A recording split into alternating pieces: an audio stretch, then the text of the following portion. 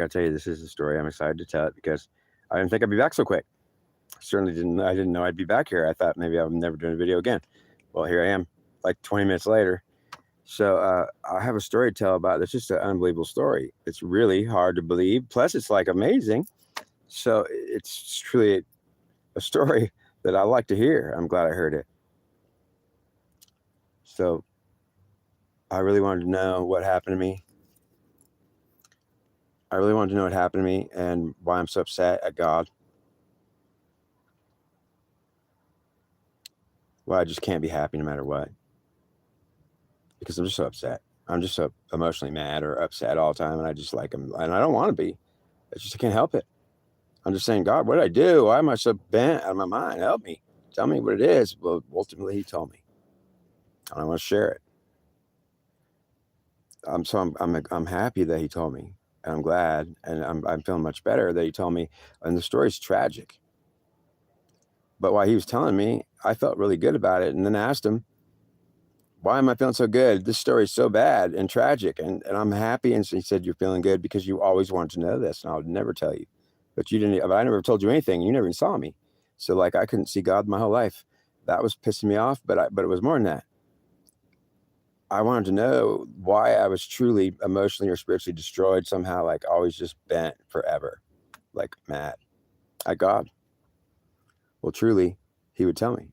He told me. I just was having a good time. I enjoyed it. The story He just told me. He just told me a minute ago, and I'd already know it. He told me the story before, but He told me some new details of the story that just came through that really put it in a position that I could see, like, are you kidding me? Where I was wrong.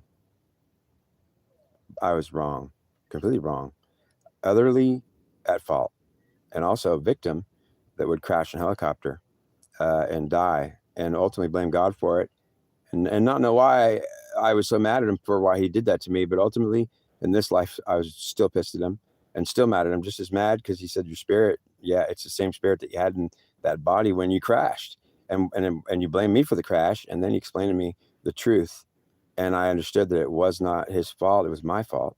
But I never knew this, so it was ultimately I was able to forgive Him, or at least know why it was my fault suddenly, and say, well, damn, I need to forgive me then. And He said, truly, that's what it is. You need to forgive you. So I'm like, wow, okay, that's what I wanted to do, is forgive me. Well, you'd have to know what happened first. So this is an unbelievable story that I really want. This is the best moment of my life. I didn't think I'd be telling the story at all. I didn't think I was coming back. So I was in Vietnam in my last life. And I was a 19-year-old kid. I think it was 67 or in 68, right before I was born.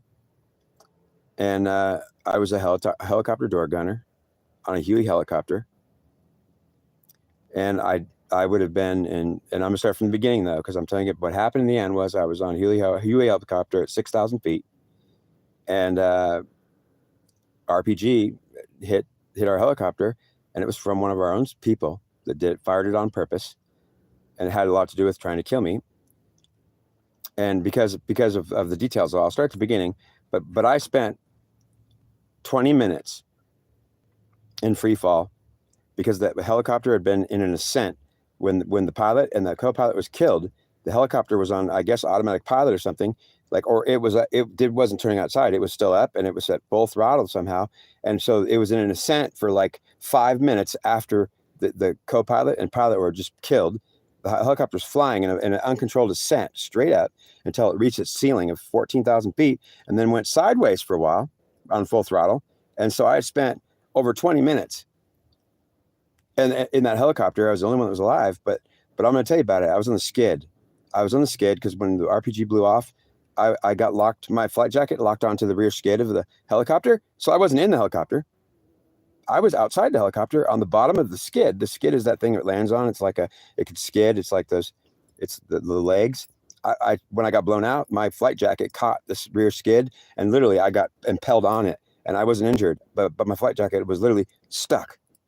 So I'm on the bottom of the helicopter outside on the skid. So it's the worst place you could be, ultimately flying. And it took over, he said, 25 minutes that I was flying. First at up the full ascent no one's alive in there except me, and I'm not even in the helicopter. I'm on the bottom of the skid, and then at a full ascent for 5 minutes or something. Then it got to the ceiling at 14,000 feet about, and then went sideways like this for a long time.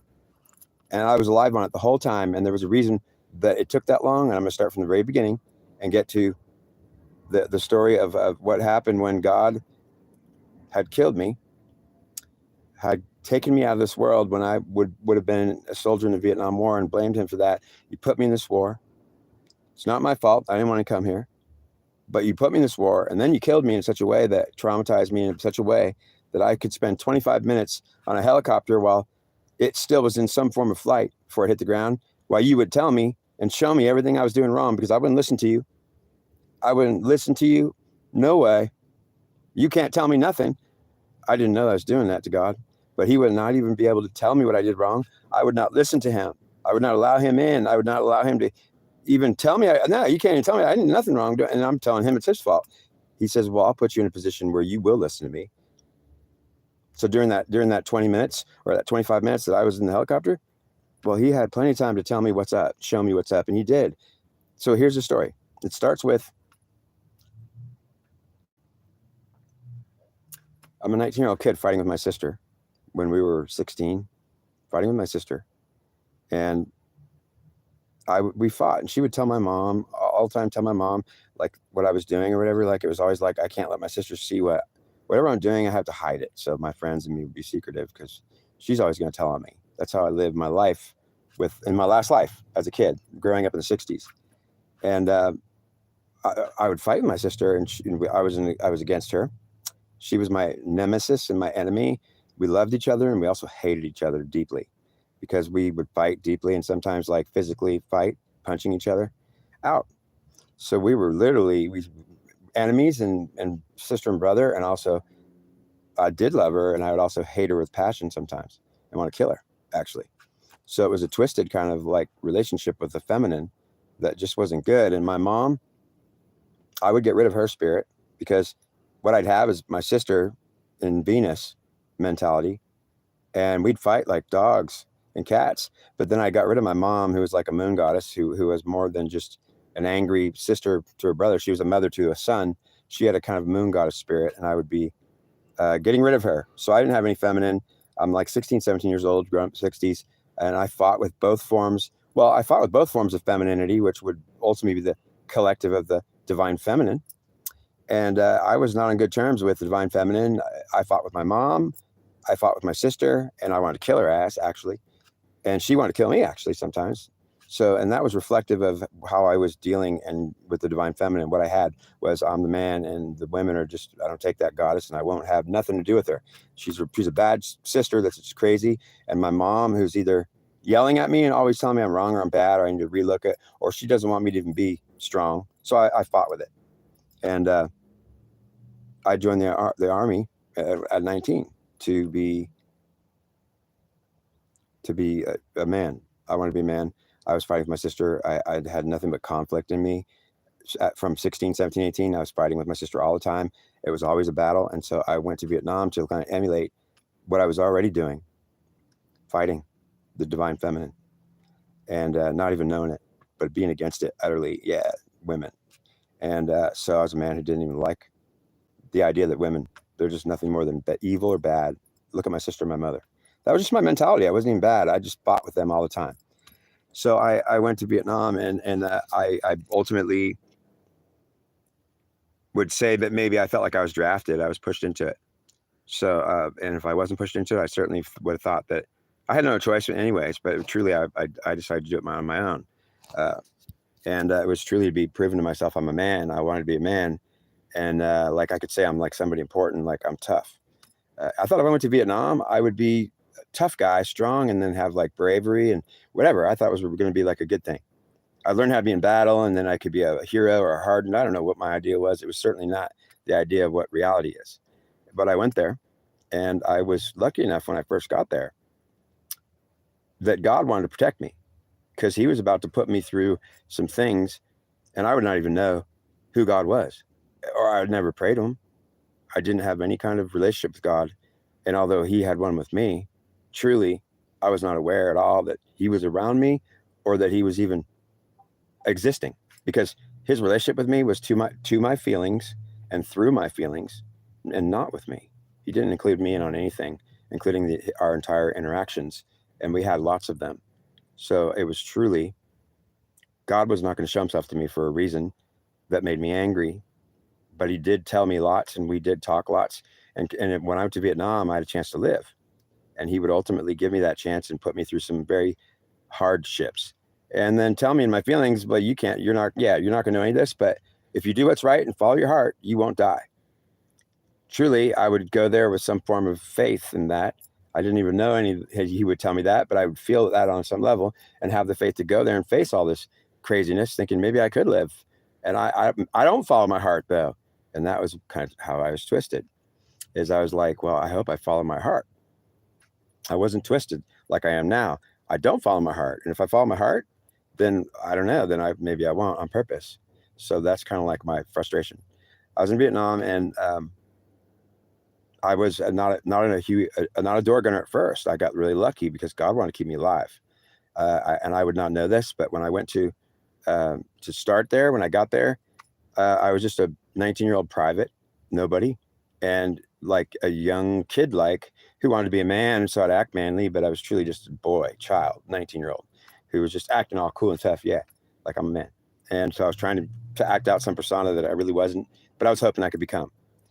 And so I got to Vietnam, and I instantly became, because some high-ranking, I guess, officer of the base, like the highest ranking dude, like the God guy, the guy who's like God of the base, some commander. He was like, could have been a general, or probably more like a lieutenant colonel or something. He saw me, and he saw how kind of like how young I was, and ultimately, I guess, picked me out to. He saw me driving once, and I was probably drinking and showing off. He had seen me and picked me out as he wanted me to be his driver. I got this opportunity when I got there to be the driver, the combat driver of the commander of the base. It was just that maybe God did that. I don't know how it happened, except to say that I got an opportunity to drive for the commander as his personal driver, and that was a way to take care of me. So basically, God told me the reason why I ended up being the combat driver for the commander of the base, well, to protect me, actually. And so understand that he wanted to keep me right under his wing. That's why I ended up right under the wing of the commander of the base. I felt totally privileged when I first got there, because I couldn't believe I got such a great job. Driving for the commander, everywhere he went, I took him. And so what my job was to take the commander around wherever he wanted to go. And I drove him wherever he wanted me to drive, and I got to be important. And he told me, he would speak to me and talk to me, this commander. He was he was like a dad that was very strong and always sure of himself, like he'd never die.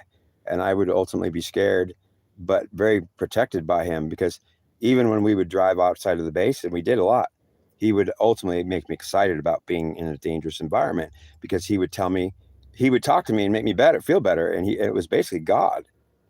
So God said that was me. That commander was me, having you under my wing. I was like trying to take care of you. You were protected being my driver. And that man was taking my spirit, being me, trying to protect you, also teach you how to be a soldier. And I'm like, are you kidding me? So that guy was actually you, God? Yes, he was. Okay, so I had you taking care of me. Yeah, I had you under my wing. I was protecting you, keeping you safe with me, because I had a whole army of people protecting me. Man, there was a big, everywhere the commander went, there was like over a whole platoon, at least a couple platoons of heavily armed soldiers that would always go everywhere he went, and surrounding him, protecting him, in front of him and behind him and around him. And he had also a air like cover. He had like helicopters that were literally assigned to fly everywhere in front, check everything. So he was absolutely like completely protected by God. He was like pretty safe for being in a combat environment, and he knew that, and I didn't totally know that, but God knew he was safe, and that commander knew he was safe, and he probably didn't know he was God whenever he was, because he was just being the guy in charge. And whenever God got in him and was him, well, we wouldn't know anything about that, right? Truly. So it was like I was like a movie star. I got to be really feeling great about myself, and my ego was boosted, and I was still scared like a kid. I was still scared, but he made me feel comfortable. And he would tell me stuff like, like you got to be, when you're a soldier, you got to be strong and brave, and you got to, like, you don't focus on your fears, son. You think about what you got to do, and you don't think about anything else but what you got to do. And ultimately, I would try to eat that up. He would tell me all this stuff. I would try to eat that up. Like, I need to become like a strong, brave soldier, and I wasn't. I was afraid. I was a kid that was scared, and I was driving with the commander of the base, his personal driver, and he taught me how to be brave over a couple months of me getting to do it. And it was the most awesome experience that I loved it. And I felt blessed by God. Well, I was. So it was great, but it would not last. And it would turn into the worst nightmare that would end up killing me. Over a period of time, I would be protected and learn how to be in a combat environment. And the man who taught me how to be in a combat environment and be okay with myself was the commander of the base, because I had to. He could tell me and talk to me, tell me stories. Whenever we're driving somewhere, he would talk to me, and he knew I was afraid and trying to hide it. So he was trying to help me and try to make me brave. So he helped me to become who I did become over several months driving for him. Was actually sure of myself, feeling okay, like safe. Like I could be like him. I was wanting to be like him. I could be like the commander and strong and not afraid. And it was hard, but I eventually became like where I could be okay, and where I wasn't scared anymore. And it was a while before that could happen. So I understand, for a while I was scared and hiding it. He could sense that. So he was always telling me, like, boy, don't be worried about it too much. He was trying to help me. I thought I was hiding my fear. He could sense it. Certainly I wouldn't have like showed it. I didn't know he knew, but he was trying to help me. After a few months, I was feeling pretty good. I was getting used to being in a combat environment. We hadn't been killed yet. He was sure of himself, telling me all the stories, and I got all this advice. He told me a million stories about everything, and I thought, wow, I'm okay now. Like sir, I'm brave now. And 3 months later, I was like I was the combat driver for the commander still, and absolutely sure of myself, unflinchingly a soldier now in the field, and very sure of myself, not afraid anymore. And I felt really good. It was like the first moment in my life where I was like, yeah, I'm a man. I'm a man who's brave, and I don't fear in a combat environment. And it was ultimately like a wish come true for me, because I had never been able to conquer my fears. I'd never been able to do it until I did it with that commander helping me do it in Vietnam, driving around in combat zone. I could do it. So I did it. It felt so good. It felt so good. I was complete. Everyone treated me like a movie star. They were like, wow, there's the driver for the commander. Hey, kid, like, what's up, kid? Oh, not much, man. I'm in a great mood all the time. Everything's great. And of course, then I was drinking whenever I had time. I was drinking and getting drunk off my ass, having a great time. So it was like the best thing ever happened to me. 3 months into Vietnam was the best thing that ever happened to me. And I was like, I felt lucky, man. Yeah, I'm blessed. And I'd be getting drunk and having a good time. And it couldn't have got any better, right? And I had letters to my mom and telling her, like, I'm so lucky to be driving for the commander, and I'm so blessed. Yeah, we're having the greatest time. We party, smoking, drinking. Yeah, it's great. In fact, it couldn't be better. I'm glad I'm here. I'm safe. I'm not even really doing much, but maybe driving out in dangerous places. But we got helicopter escorts that will go way in front of us. There's no way. We got the goddamn army surrounding us, and they're checking everything. We're safe. We're good. Okay, well, that was good. How did it go bad to that kind of nightmare? Well, that's the crazy thing. So during leave, I would go into town and with my friend, and we didn't really know what to do when we got there. And so if we went to a bar or something and stayed still, well, truly, it would collect a crowd of people we didn't like, or we didn't know if they could be enemies. So we liked to kind of keep on the move, we'd walk down the street drinking. We tried that for a while. Like, we didn't want to stay in one spot. So we were downtown in Saigon or wherever we were, and we'd kind of want to keep moving. You don't want to just stay in one spot, because people will start to collect people you don't even know, and you don't really know who anyone is, and wherever you go, right? So I would be like we'd go around drinking, and we would just kind of walk around, kind of moving around, keeping moving, and getting drunk, and we'd walk around, kind of just make fun being drunk. Once we got drunk, we'd be like into like interacting with the population of Vietnamese. And I was always kind of like a silly, obnoxious drunk, which was harmless at first, because I would just be drunk going, hey, I wouldn't act like that until I was drinking. So I wouldn't really interact with any Vietnamese until I got drunk. And then it would be kind of just whoa, that kid is wasted out of his mind. But I'm in town by myself with my friend. There's no MPs around here, and I'm in charge. They would treat us like we were gods, or just like in charge commanders, because we were our own commanders. When it came to the Vietnamese people, for the most part, if they weren't going to try to kill you on the spot, they would ultimately like let you be the one in charge, and ultimately think you were great. Like, they'd act like you were great, like let you do whatever you want. And that included like whatever you want sometimes. And ultimately soldiers could take advantage of that in a big way. Um, so I got what we would get on a moped, a little motorcycle, and rent it. And I would then sit on the back of the motorcycle with my back to him. And but yeah, God told me this whole story, and I remembered it when he told it to me. I fully felt like, wow, I think I like almost remember that. I don't have the vision, but I like that's true, you know. So this is like he told me this whole story, and it was like, wow, yes, it's true.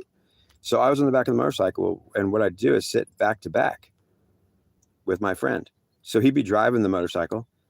We would rent it. We'll bring it back to you as soon as we're done with it. It might be messed up because we could crash it. We did crash them once in a while. So like, yeah, but we might bring one back. It was we crashed it 3 times, but ultimately we would pay for whatever, way more than what it's worth to rent it. And then ultimately I'd be like sitting with my back to his back. So I was facing the back way. So then we drive around. He would drive. He thought it was great that we get to drive. He gets to drive. So he's also drinking a beer while he's driving that thing. No one would mess with us. We can go around town and drive around, and we drink, and I'd be facing backward on the moped with my feet all kicking back, thinking I was the greatest ego around. And like, yeah, I'm riding backwards, and look at me, I'm just kicking it with a beer, and we're having the greatest time. And so we did that, and we would throw our beer bottles like wherever they broke, and ultimately maybe towards or at people sometimes as we got drunk. It would be ultimately that we would throw our beer bottles at people, but truly not at them, but maybe towards them. And they would just get really scared, thinking that they were going to get hit with the beer bottle. But maybe it wasn't at their head, but maybe it would have landed next to them. So then we'd say like, we didn't really hurt you, but we might have scared the shit out of them. So then we really did. So it was not good, meaning that we were being obnoxious and drunk and throwing beer bottles at people. But not maybe, yeah, we'd say, no, we didn't hurt them. But they get scared, and they would literally be scared, terrified from the behavior that we were doing. So it was not good. And we loved it. So we did that for a while, and I kept renting the bike. Every time we'd go in town, that's what we do, is ride the moped drunk and throw beer balls at people and just yell and be obnoxious and say yeehaw and ride around. And so once, I guess, we thought there was somebody following us on bikes, and we'd been doing this for several weeks or months. If I'd get drunk, I was just the blessed commander, the driver of the commander. I'm so great. I was really having a great time, thinking I was the best in the world. It was all just perfect. But we started this beer bottle throwing thing, started to where we thought we were followed once. And it was that I thought maybe someone was following us with on a moped or another motorcycle, and they had guns. Like, we saw their guns, like they had guns with them, and they're following us. And we're like realizing that. So we're suddenly thinking, okay, we've got to get off this. Yeah, like, we're being followed. They're going to try to kill us in a minute. We understood that. So we were now we're in the middle of Saigon on some back street, drunk, and there's no MPs around. And I'm by myself with my friend. We're drunk and realizing that there's actually VC that are pretending to be civilians with weapons following us, and we're about to get killed. And we try to run away. So we're literally try to outrun them. We're on a bike that don't even go that fast, and they're coming after us. And literally, we realize they're pursuing us. Just some people on some mopeds that were dressed like civilians that were, I think, VC. And we tried to ditch them. We couldn't ditch them ultimately because our bike was too slow. And lucky for us, they had bikes that were too slow too. So they couldn't get right up to us. And they wouldn't maybe even want to come right up to us yet. But truly, it became down to where it was like, we are being pursued by VC on bikes, motorcycles that are literally going to come try to kill us in a minute. And we're trying to stay ahead of them. So suddenly it became a panic situation. So my friend panics because they're getting closer, and he's saying like, and they're getting closer. I'm facing backwards. I can see them getting closer, and they're gaining on us. And I'm saying they're going to get to us in like a minute. So my friend's like panicking, and he just drove off the street and into someone's front yard and across the grass and into the building itself. And we crashed, and we weren't going that fast. We crashed the moped. We had to get off it. So he ran one direction and I ran the other, and we didn't even know we were running. But we were in somebody's house in the backyard of someone's house. So we were both scared. I was definitely scared out of my mind. And I almost remember it in some vision. I can only have like what I imagine. And I don't know if the vision I'm having in my head is actually the real one or my own version of if I read a book or was told.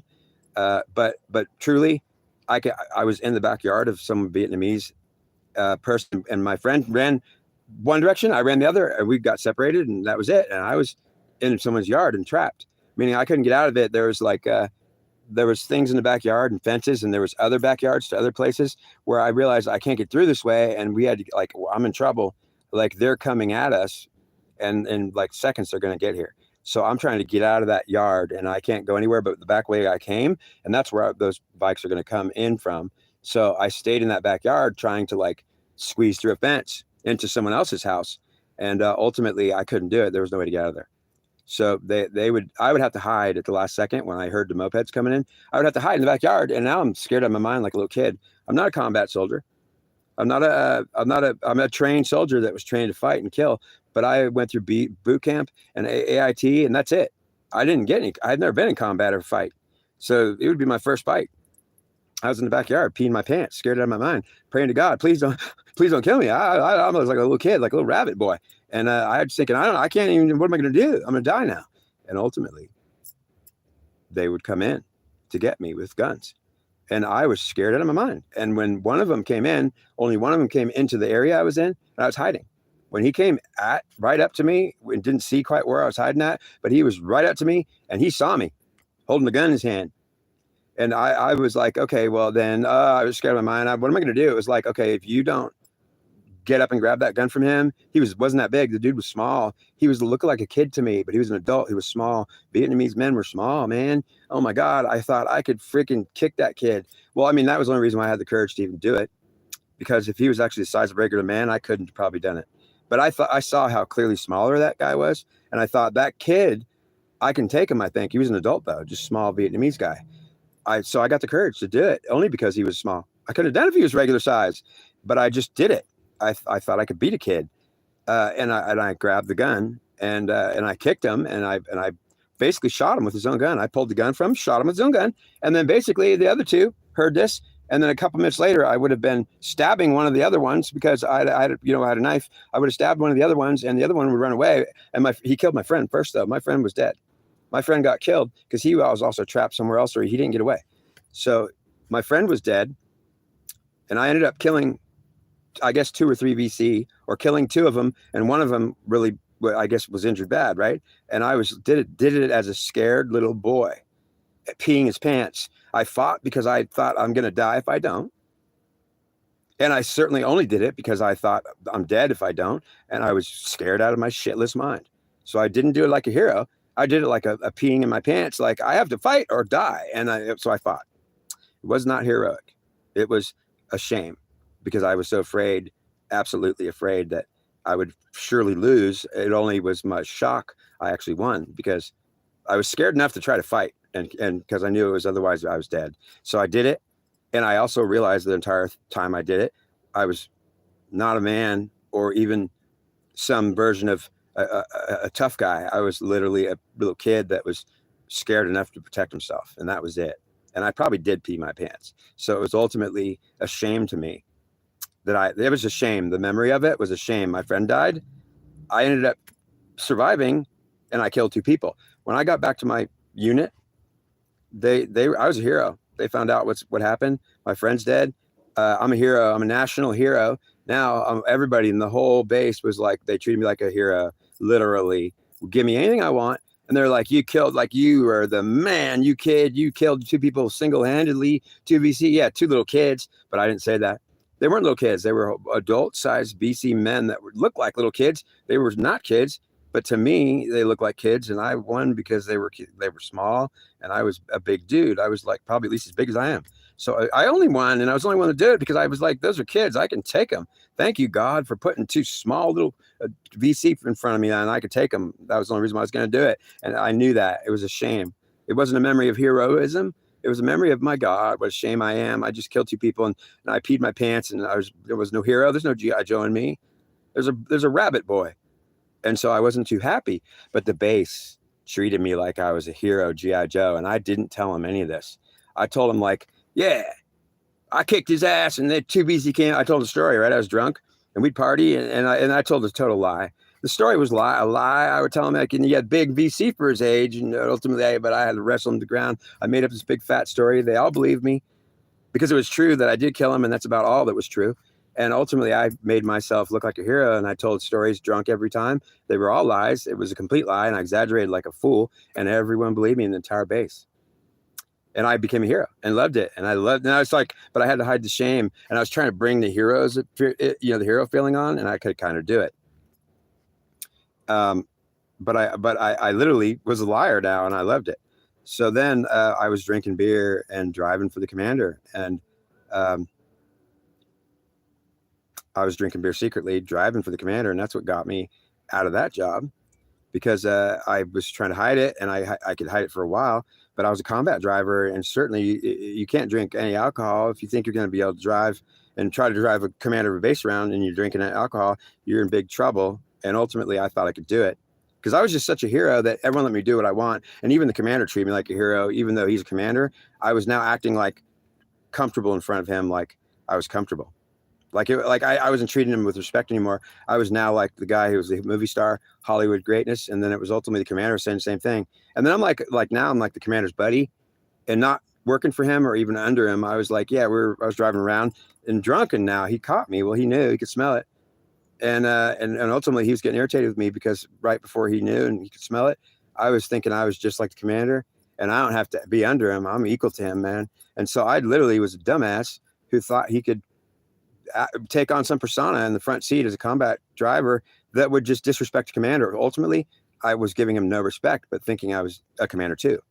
And he would ultimately see that and also smell alcohol on me and be very irritated with my behavior, and also not very much in approving me, but very disappointed with me, actually. And so God would ultimately tell me, don't drink if you're going to lose your job, and don't act like a commander. And I'd ultimately let him tell me that much, but then I would be like, no, I don't know what you are, you devil. You freaking devil, don't you get in my face. Telling me I got to I'm finally good. And then, I would say what was that, God trying to talk to me?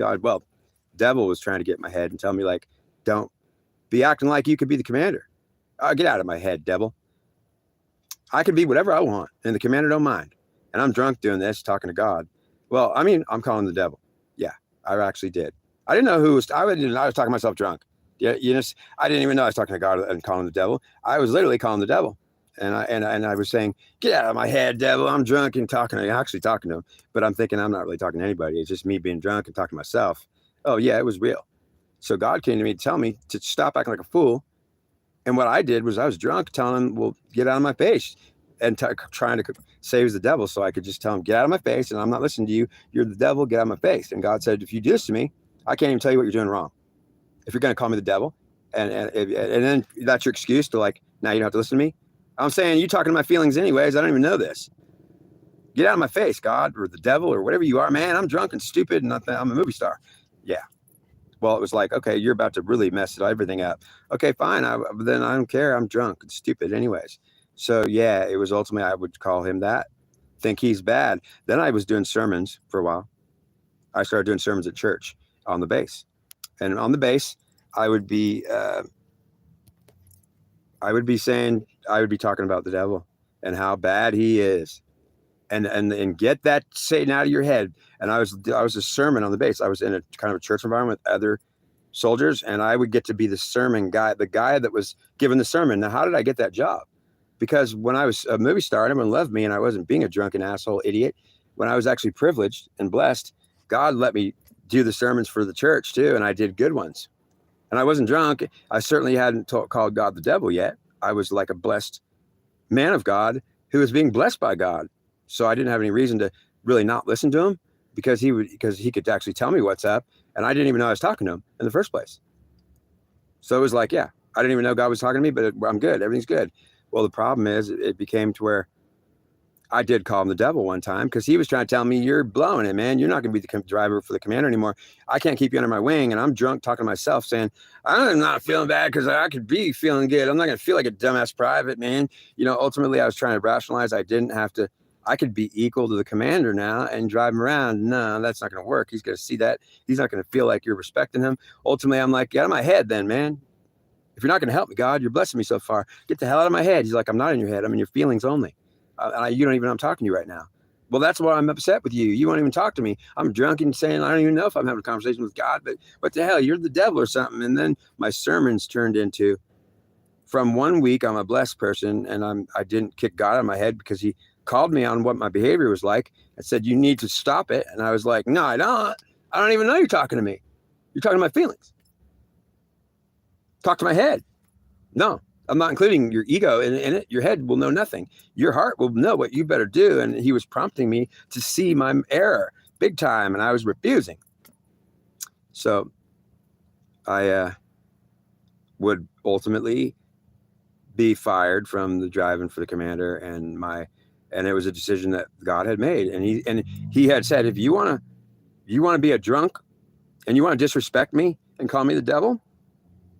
Well, I didn't know he said that to me.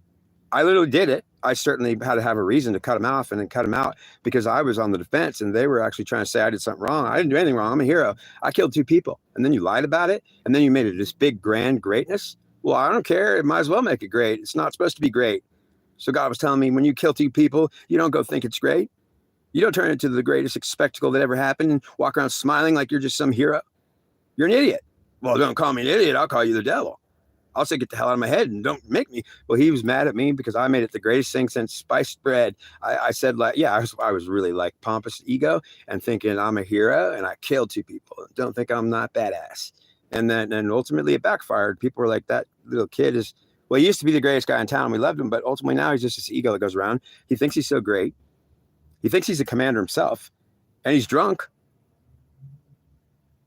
And so ultimately what I had succeeded in doing was getting fired from the most luckiest position I could ever be in, was driving for the commander, to what he put me in, which was being a door gunner on the Huey helicopters he was in charge of. So this was a commander of the, I think what I was told was some 41st. I don't know what it would have been, but the number I got was the 41st. And whatever that meant, that was part of our, whatever we were.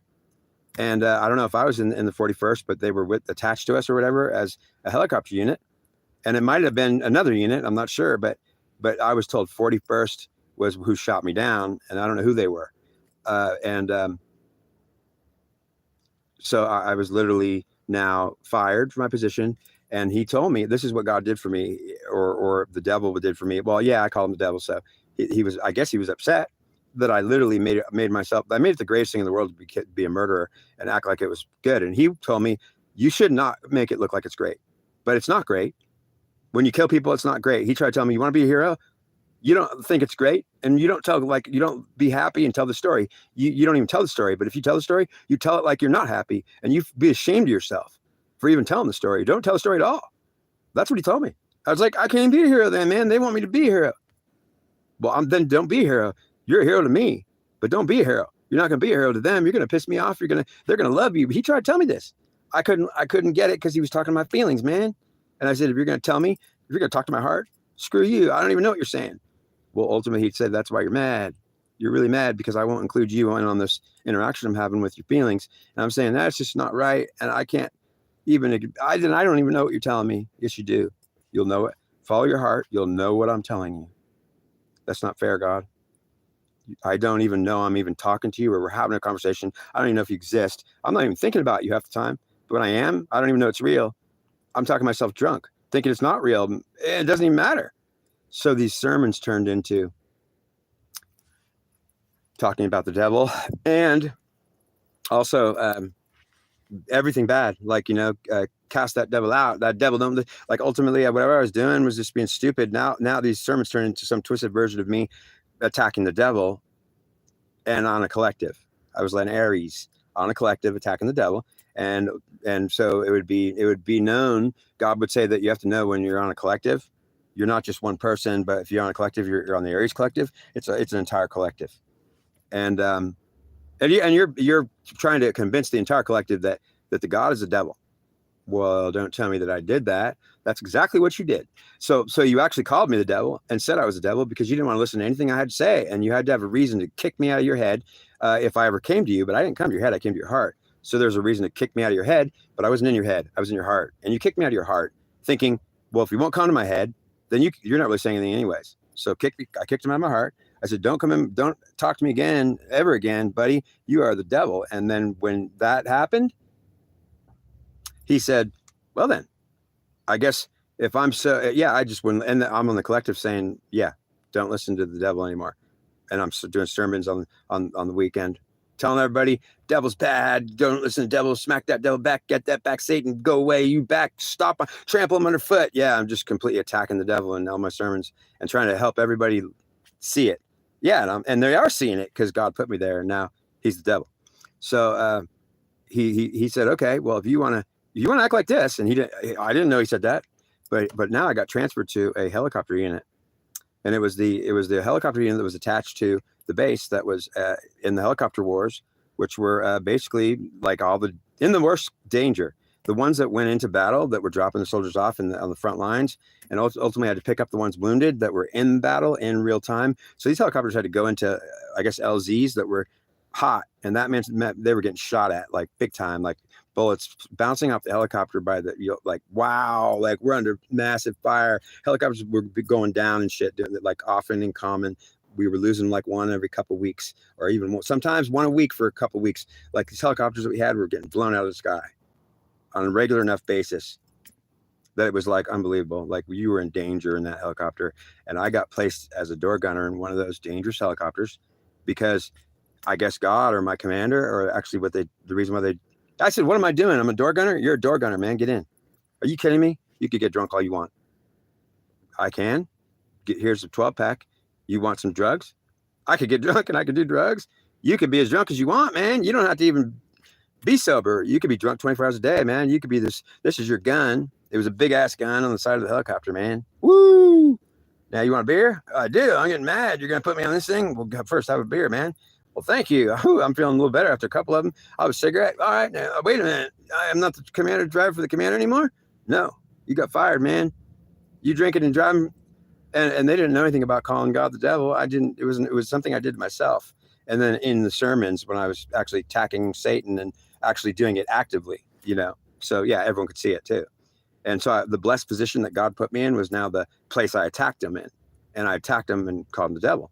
I didn't know that. Certainly I had no idea that I was ignoring God. And the only reason why I would have even ever been willing to do it was I was mad at God that he would talk to my heart and leave me out of it, and said, well, if that's the case, you're not talking to me. And in fact, I don't even consider this an interaction. So you get the hell out if you're going to not get the hell in here.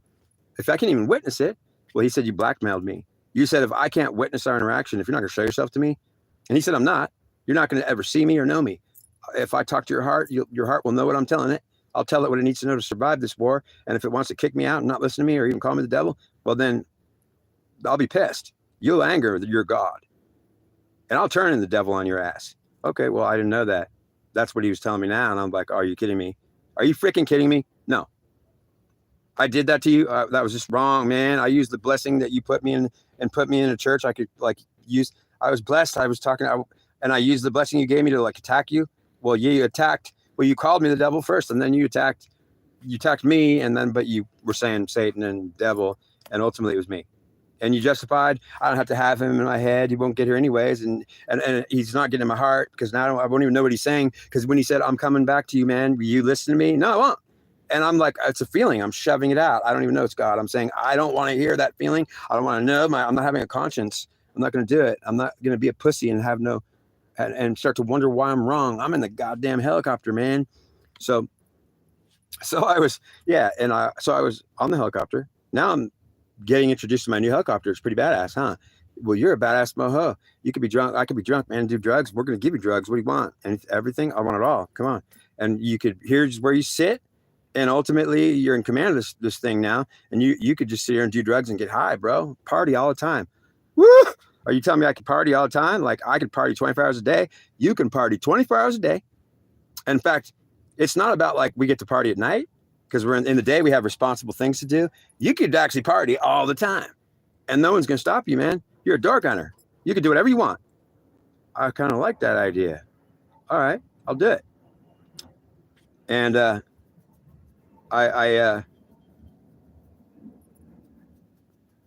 I thought I was eating it up like a hero. It ultimately was not good. And I was trying to make myself some hero. And I wanted to so bad be something important. And now I'm just, I'm committing the worst kind of, I didn't even know what I did. I was a drunken, stupid, idiot fool that had done the worst kind of thing. Pissed God off after he blessed me. Pissed him off. And then accused him of being bad or the evil itself. So I could actually have the reason to not let him in my heart anymore, because I'm not letting the devil in. Don't think you're getting in, buddy. You won't even let me know you're talking to me. And he said, then I couldn't get back in anymore. I couldn't get to you. You utterly cast me out and said I was bad. So I couldn't even counsel you anymore. You had no counsel now. And that was when you really went wrong. When you got in that door gunner. So I'm now a door gunner and I have no counsel. There's no God in my head. I kicked him out, man. I'm feeling good though. I got drugs, alcohol, and I'm thinking, yeah, I could party all the time, do whatever I want, whatever you want. There's nobody telling you anything. You're just going to sit on that gun until you're dead, or you get blown out of there and you're hospitalized. And they said it's about, well, I said, what, well, how long? I mean, I could get blown out of this thing. Well, you've got about 2 weeks average before you'll be blown out of it, at least, if you're not dead. And then I realized exactly what was really going on. That those helicopter door gunners had about 2 week lifespan. And ultimately they were getting blown out of the sky all the time. If the helicopter wasn't blown out of the sky, the door gunner was blown out of the door or into the helicopter and dead, or just injured and replaced. So there was an average of every 2 weeks, there was a new replacement, whether he was dead or blown to pieces or lost whatever. Yeah, it was not a good thing. Your life expectancy as a door gunner was not good and not long. So ultimately now I just got really drunk. It was ultimately when they told me that, I was so scared that I didn't want to even register the fear. It was more like, are you kidding me? But I could do as many drugs as I want and I could drink alcohol, and you just told me something that should scare the shit out of me. Like, I could probably die here. Well, you'll likely die here eventually if you're here a couple months. You'll at least be probably not. We're going in hot every time, twice, 3 times a day. You're going to be on that gun, and ultimately we're going to be getting shot at by hundreds of Vietnamese sometimes. So you're going to be taking bullet fire. They told me all about it. I was like, are you kidding me? I'm going to be getting shot at all the time, and bullets like by the dozens coming at your door, and you'll hear them bouncing off, ricocheting inside sometimes. I'm like, are you kidding me? I can't handle this. Don't tell me. Like, I couldn't handle it, man. Like, are you just even kidding me? You're telling me I'm going to be dead in one day. The first day I'll be dead. You might be, but you just be behind that gun, stay behind that gun, stay low, and just fire that thing up, fire them up. You could just keep them on the run, keep them scared, and they're trying to tell me how to win. So I'm like, okay, I'm drunk now and I'm doing drugs. And now I'm just going to stay loaded as I could possibly be. And so I'm really just drunk off my ass sometimes, and I'm passing out on the gun. And then that's a problem. And now the days are passing and I'm learning how to be a door gunner. And I'm so drunk that like a couple times I pass out, and then I really get in trouble. They say, if you're going to be drinking or doing drugs and you get caught, well, you're going to be in huge trouble. Like, you better not be passed out on this gun again, buddy. And if you're even drunk now, so I'm losing my like you said, I could do whatever I want. No, not if you're going to be a dumbass. We said if you want to drink some beers because you want to be brave, that's fine. But we didn't even say that. But now you're dumb drunk on the gun. Well, I couldn't even. I was so wasted on that gun. I couldn't even aim it, let alone fire it. And when I was firing it, I didn't even know what I was firing at, but I was firing at everything. So the first day a couple of days that I was firing that gun, all over the place, everywhere, and ultimately, not even okay. They would say you're done with whatever you want to do. And ultimately now you better like not be drinking anymore. And I'm thinking, I can't not do it. Well, if I see you acting even slightly drunk, you are going to be in so much trouble. Okay. And then I realized I can't be like drinking like I was. I have to be careful. And suddenly I'm like, okay, fine. So then I'm still drinking, but I'm acting sober, doing my job. And they know I'm drinking, but they're saying, if we even see one instance that you're drunk, we will fricking jump on your ass. And I'm like, okay, I understood. I would be in huge trouble. And so I was just going to now be careful and get drunk so I could be brave, because I couldn't do that job without that alcohol. No way, because I was not brave. I would have peed my pants and said, I can't do this at all. So, yeah, well, then you were going to have to do it. Well, I know, but then let me get drunk, man. Okay, fine. Then shut up and act normal and get drunk and be a fool. And don't act like a fool, though. Okay, fine. So I needed that alcohol like I needed oxygen. Because I had that alcohol, that the little kid in me that was just didn't have mom, didn't have sister, just had dad, and now I call him the devil. He's mad at me. So I'm losing him, or I have him, and he's pissed. So now I'm feeling like, damn, I really screwed up.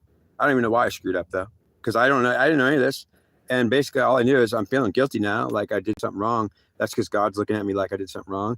And so is everybody around me, since I was a drunk fool and idiot and blew my chance to do whatever I want. I can't do whatever I want anymore. Now I have to be careful. And so I was. So I was doing things like shooting them all. So I would shoot. If we were flying, I would shoot anything and everything, and sometimes towards people that were in the fields. So the Vietnamese in the fields, sometimes you wouldn't shoot them. Well, if you did shoot them because you're a dumbass, well, you were trying to shoot at everybody, but you shot at everything. Sometimes I would do shit was so stupid. Like, what a dumbass. And God would be more pissed at me. What are you doing?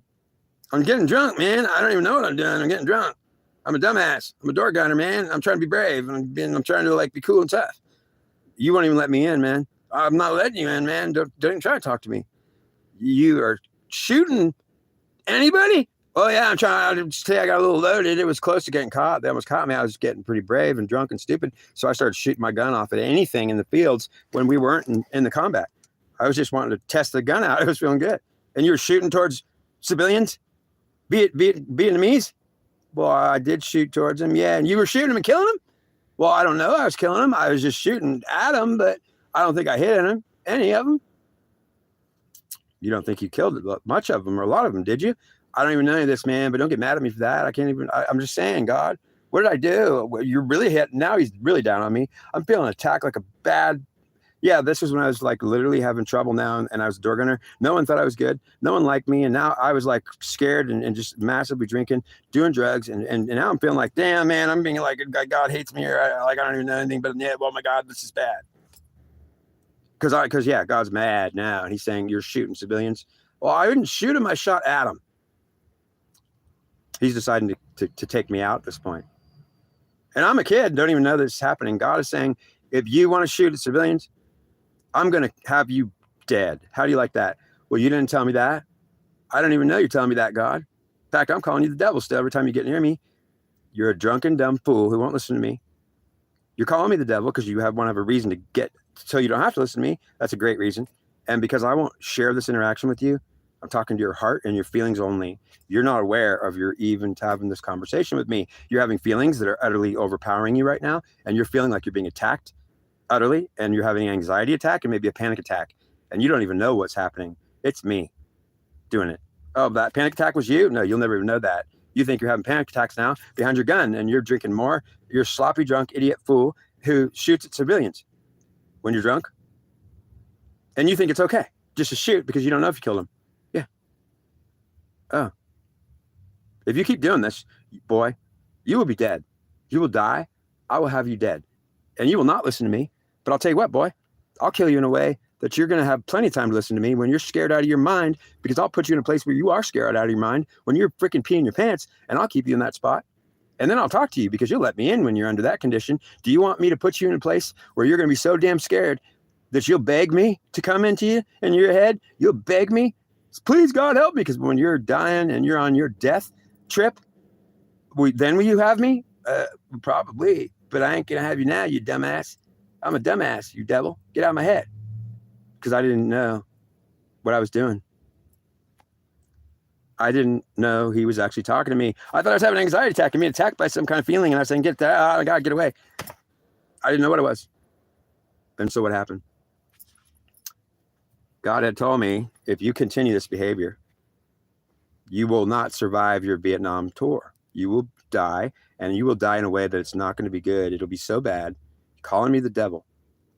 You're angering me, and you're on the Aries Collective. You're calling me the devil, and you're influencing the entire collective to think God is the devil. I'm saying, no. I'm not calling you the devil, man. What if I am your devil? I'm definitely going to be your devil. I'll do the same thing the devil would do to you for what you're doing to me. For calling me that, and I'll do it. I'll be it. I'll be your Huckleberry. Oh, no way, man. I don't even know I'm talking to you right now like this. No, you don't know. You're not aware that we're having this conversation right now at all. That's just wrong, God. You're wrong. I can't believe this. So I'm crying. I'm a door gunner. I'm thinking I'm going to die. I'm being attacked by all these feelings, having anxiety attacks and panic attacks. I'm puking. I can't hold my alcohol down. I'm doing drugs. I'm overdosing. And they're threatening to literally put me in jail, like literally, because I can't even do my duty. I'm crying. I said, I want to get off this gun. I'm trying to go to my uppers, and I'm a little kid that's begging. I don't want to die on that thing. Can I get off there? Can I not be a door gunner anymore? No, you're a door gunner and you're a soldier. You act like a soldier, and I'm like some idiot kid, afraid out of his mind, scared and crying like a little boy. Crying, trying, I don't want to go there. I don't want to go out there. You shut your mouth, you soldier. Don't you act like a little boy. You're a soldier. Stand up and die like a man, or get in the goddamn helicopter. And I'm crying. I don't want to get in the helicopter and go to the jail. I'm going to be dead. I'll never make it today. Because I knew I was in trouble. I knew I was in big trouble.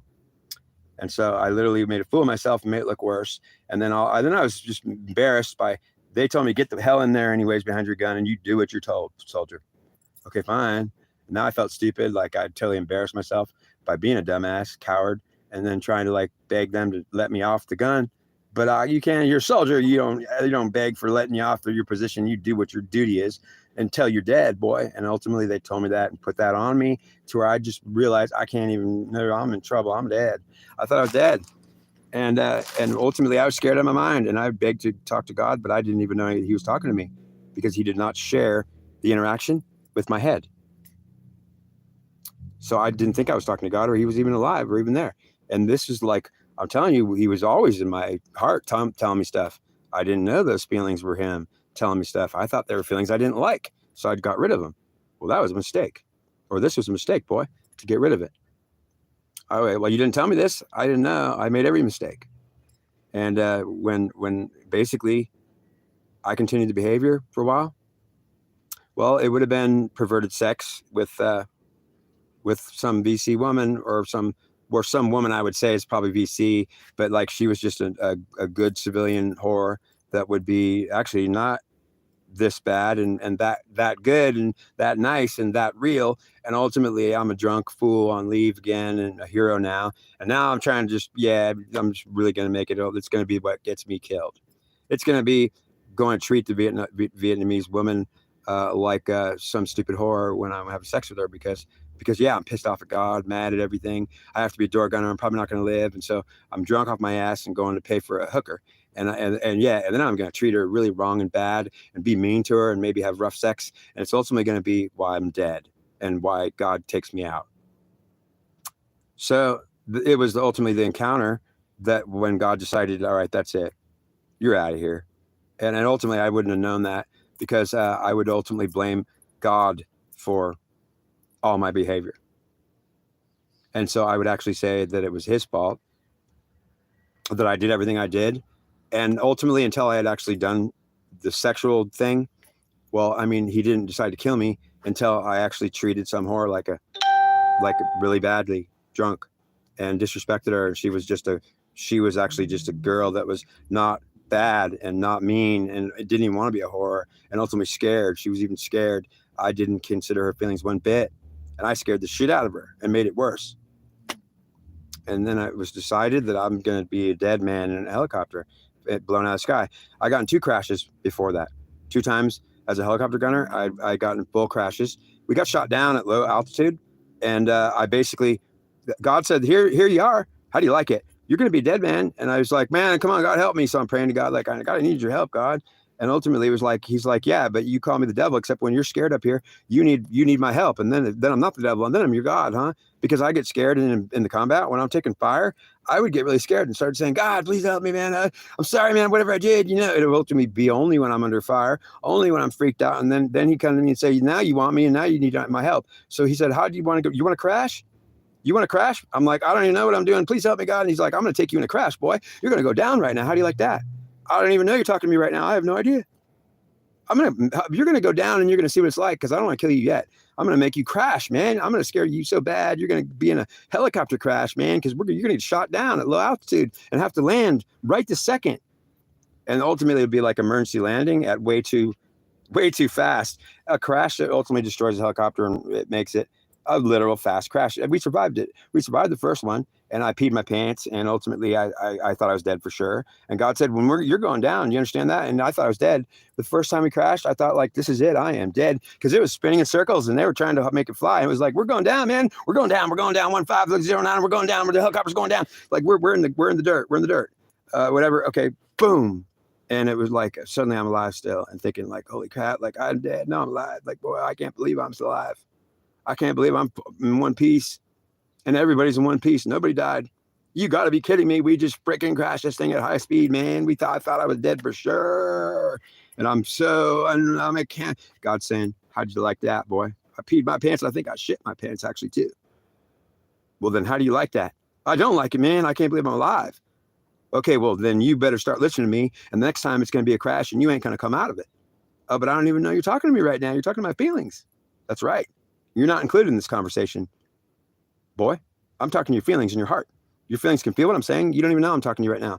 I know, and it's bothering me, but fine. That was an unbelievable crash. Well, understand, next time you're not going to survive. You better remember that. I don't even know you're talking to me. How can I remember it? You'll feel it. You're going to feel an intense feeling that says you better start listening to your heart and you better start getting it right, because when that conscience comes back to you, it's going to be me. And don't call me the devil next time you're begging for something in the sky getting shot at. Don't you like be down the ground safe and calling me the devil? Well, of course I would. I did it again and again, and it was just like pathetic. I only needed him when I was going to die. So he decided to do it one more time. I had a second crash. This is all real. This really happened. I had a second crash. And the second time I crashed, he said, this is like, he's being nice to me, man. He's saying, I don't want to kill you. I don't want you to die, but you can't call me the freaking devil. And you can't, and I'm saying, but I can't even know if you're talking to me right now. I'm having a feeling that's making me go crazy. I don't even know it's you. I'm going to cast it out like the devil, man. What's this anxiety? I'm feeling like and I'm sitting there taking the feeling like this. What am I doing? You're not, I'm feeling like I got to get rid of it. Maybe I can't. Well, I would do that. I would let it stay. And I'd be like, well, and God's saying, you don't dare cast me out. And I'm like, oh, okay, fine, man. I was having an anxiety attack and losing it all the time. Big time. So I was a wreck. I was a complete wreck now. I couldn't do anything right. And then it was like, here's the last time, boy. You want to do me wrong? You want to go find that hooker again in town and treat women badly? You don't even have your mother or your sister. You won't even take them. You take your mom and your sister right now, and I'll even consider it. But I don't even know that. You're going to tell me take my mom and my sister. I don't know what you're talking about. Can't take my sister's mean. My mother, I can't do it. You tell me in my head so I know it's you. And there's your blackmailing me again. I'm not talking to your head. You won't even know what I'm saying to you. I don't care if you know what I'm talking to you or not. This is not you telling God how you want to interact, and that I better talk to your head so you can witness this. I've already decided that you're not going to ever see me or know I'm here or there.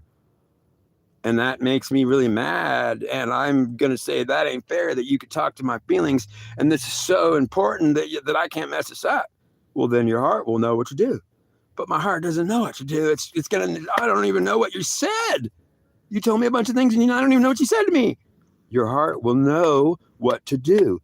If you follow your heart, you'll do what's right to survive and you won't die. But I don't even know you just said that to me. All I know is I'm frustrated and thinking, I don't even know what's going on except these feelings. I got to get rid of them. They're definitely the devil. Get the hell out of me. I don't even know. If you do this, you're going to crash again. And then and then you're going to be dead. I didn't want to have to hurt you, but you have transgressed me too many times. And I'm thinking, man, when I'm being told the story, I'm thinking, man, you know how nice he is? He's trying to actually help this guy. He's going to punch him again. Yeah. The next time I got shot down in the helicopter, it was the same thing on purpose. God would have it shot down. And basically it would be an emergency landing, and it would be him saying to my head, why I'm freaking out. See, before I'm freaking out, and I'm going to suddenly be willing to listen to him in my heart, because when I'm getting shot at and I'm up there peeing my pants, because I'm thinking like, I'm like, oh, please God. And he's saying, now you want to talk to me. Now you're going to let me in, huh? Yeah. Help me, man. I'm in the sky. And he's saying, now you're going to let me in. Now you're going to talk to me. I'm saying, God, help me. And he's saying, but as soon as you're on the ground safe, you won't ever let me in. When you're doing the sermons in church on Sunday, instead of blessing me when I bless you, you're cursing me. What do you want me to do with you? Tell me you're talking to me so I know. And then I'll actually say, oh my God, I better listen to you since I know you're actually telling me to do something. I'm not going to do it. Nobody's going to know when I talk to them. I'm not including these people in on our interactions. I'm going to talk to their heart, and they better know what I told them. Otherwise, you're going to kill them? Yes, absolutely. Kill them. You don't call terms on me, son. I tell you what to do. You don't question me, boy. Okay, fine. But I didn't even hear that. I'm feeling chastised right now. That's because I'm telling you. Don't you dare question your God, or even insinuate he could be what you're accusing me of being. I'll be your devil. I can guarantee you I'll be your devil. If you want me to be your huckleberry, I'll be your huckleberry, boy. Okay, right, whatever. I'm just saying this ain't right, man. I don't even know you're talking to me right now. I'm going to make you crash, and you're going to cry one last time, boy. You're going to be so scared, shitting your pants, and you're going to pee all over the place. How do you like that? Well, I don't know. I'll probably listen to you probably like that. Yeah. That's the only time I'll ever be able to get in, because as soon as we're on the ground, that's it. I won't be able to ever tell you shit until you're in the sky getting shot at again, when you're peeing your pants again. That's the only time you listen to me. Well, what am I going to do now? You're going to die if you don't get right quick. And I don't even know you just said that. That's right. All you feel is panicked right now, utterly, not even knowing why. You're having an anxiety attack and getting rushed to the hospital. And that would happen. I'd freak out. I was a kid. I'd freak out, man. I was having emotional issues and freaking out. Like they had to take me into the hospital, and the hospital didn't know what to do with me. They give me drugs, man. They give me, I don't know, morphine and shit. They would let me have morphine, and I'd be like, and they're like, man, you're so messed up. You're going to go to the jail if you can't even do your duty, if you can't stay off the alcohol. And if you want to drink, if you could act normal, then no one's going to say you can't drink. But ultimately, they're trying to tell that kid, you are so screwed up right now that you're about to get charged. They're going to put you they're going to put you in jail, man. You're going to be in trouble for the rest of your life. And you're going to come up on charges that'll be like, for the rest of your life, they're going to affect you. Do you understand that, boy? Oh, I understand that, man. But I'm just saying, I can't even handle it. I don't want to be a door gunner anymore, man. I'm going to die up there. You are a soldier, and you will do what your soldier's duty is. It's not up to you to question anybody or ask if you don't have to do your duty. You are a door gunner, and that's what you'll be there every day. And until you die or you're relieved. Do you understand? I know, but I just think it's not right. You could make me do this. I'm a 19-year-old kid, and I don't even want to fight this Vietnam War. You're wrong. I hate you. And ultimately, they'd say, if you talk to us like that one more time, you'll be in the freaking brig in the jail. You understand? You won't be up in that helicopter. You'll be on charges. It'll be worse for you. The rest of your life will be ruined. You got no more chances for us. And now I'm getting yelled at by everybody that's human. God already threatened to, you're going to crash one more time, though, because I really want you to feel the terror of the crash. Okay, great, because that's the only time I'm listening to you. That's the only time you'll be listening to me, yeah. Okay, great, so it happened again. I got in a crash. It was terrifying. I peed my pants, shit him again. And then ultimately God would be talking to me and saying, you have to let me in when you are when you're not in a terrible situation or it's tragic. So he'd be telling me that when I'm up in the sky, and I'd be saying, but I don't even know you're talking to me again. You're still doing this to me, man. They're all against me. Nobody will, I'm never going to know what you said. That's right. You'll never know what I said. You could blackmail me and say, like, since I didn't talk to your head, you could try to put conditions on me. But if you don't open up when you're on the ground, and he's telling me this in the second crash, and I'm crashing, and that's the only time I was going to listen to him. I was put through 2 crashes. So God could tell me, this is when you listen to me, man. And you won't listen to me otherwise. Not ever. I'm the devil, and you'll cast me out. He's saying, I'm putting you through this crash, so you know what the hell you're doing, and you're about to die. And I'm like, I know, but I don't even know you're telling me this. This is the second crash that I've brought you through, and you're going to live through this one too. And the fact that you have to change your underwear because you peed and shit yourself. Well, that's what has to happen for you to even acknowledge me. And it's just sad that you're going to have to die if you keep calling me, bad names and accusing me of being, or you're a reason that you don't have to listen to me. Okay, fine. So he'd crash, and he had told me now twice. 3 times, 3 chances, buddy. Strike 1, strike 2, strike 3, you're out. Strike 2, this is my second strike. Second crash, I survived. No one dies. It was ultimately a scary situation, and he could talk to me all the way to the ground while the helicopter's spinning in circles, and everyone's panicking and peeing their pants, especially me. That's when I'm thinking, God, I'll listen to anything you got to say. And he's saying, this is the second time that you go down your helicopter.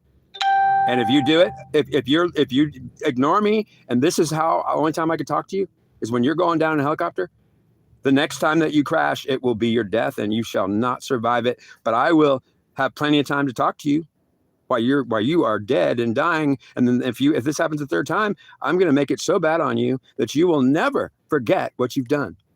You will remember it in your next lifetime.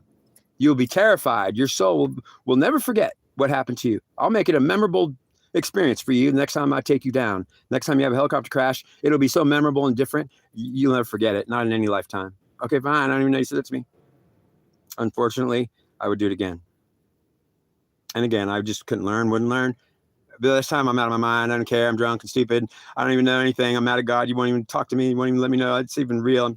It's these feelings. I'm kicking them out. I won't take them. I'm saying, oh my God, every time that feeling comes to me, no, I don't care what it is. I don't know what it is. Get away from me.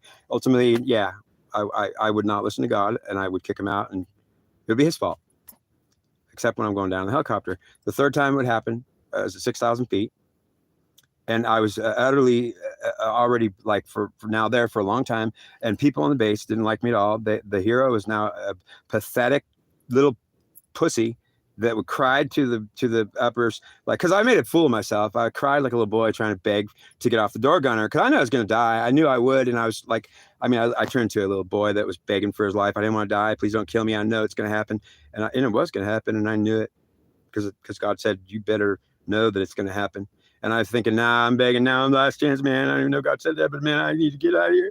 So I went and made the biggest fool of myself, begging to everybody, and I cried like a little child. And they said, "You're pathetic. You're not. You're supposed to be a soldier and do your duty. You're a freaking child. What the hell are you doing, boy? You better stand up and be a man." And I couldn't do it. I was a pussy. I was a wimp. I was a total freaking loss. I knew I was dead, and I was like, I can't be on that gun again. I'm not going up there. If you refuse to get on station or whatever tomorrow, if you're not there, you don't show up, you will be arrested, and you will regret it for the rest of your freaking life. You will not ever have a life, because we will make sure that this will be on record what you've done. You've utterly, you are on the edge of the rest of your life will be affected for what you're about to do next. You will get in that helicopter and you will be a freaking soldier, whether you live or die. Do you understand me? Yes, sir. Like, damn. Like, and I'm just a dumbass. I hate myself now. I made a fool of myself. Everyone saw it. No one likes me. Everyone thinks like that boy can't even be a man. He's a pussy. That would be pretty much what they'd be saying after that. And I'd feel that. And I'd be like, I can't believe it. I'm just like, I don't even want to live anymore. And so ultimately I'm on the, up about 6,000 feet. And I had gotten the hatred, because I was some hero who was a pompous ego, and I really, really people didn't like me anymore, but they hated me. And there was drunken people that were drunken soldiers that could actually be men, and they would make fun of me and say that pussy is going to get us killed because he can't even be a door gunner, and because he's a pussy and he doesn't even want to be. He wants his mommy. That boy wants his mommy. Well, truly, it would be true. I would want my mommy because I didn't have her. I didn't have mommy spirit. I didn't have goddess spirit. I kicked her out. My sister used to attack me when I was a kid. I got rid of my mom's spirit. Nah, that's my mom. She's always saying I'm wrong. I'm getting rid of that spirit. That was the goddess, divine feminine spirit I got rid of. Then my sister, that was Venus. So I got rid of the moon goddess, Venus, every form of feminine spirit. I wouldn't take it. I took dad only. That was my mistake. God told me one last time, look, if you take your mother or your sister back, but please tell my head that, so I know it's you, God, please. I'm giving you one last chance, boy. And no, I'm not going to tell your head anything. I'm telling your heart. And so right now you're feeling in your heart, like maybe you should apologize to your sister, because you should. And if you apologize to your sister, you write a letter. It's like he's trying to give me every freaking reason to not be dead. But since he won't actually come to my head and tell me the truth, I'm just mad, thinking like, I don't even want my sister. Like, I can't. She's like got me trouble. I'm trying to tell him I'm not going to write her a letter. If I do, I'm going to tell her like she should apologize to me. If you don't write a letter and take her spirit back, then take her spirit back. And I'm like, I don't even know what you said. Take her spirit back. How do you do that? You take the feminine, divine feminine spirit into you, and you'll have her there in your head. And then when you're saying, what do I do? What do I do? Because God got out of my head. He withdrew from me, his presence from me. Oh my God, now I'm in trouble.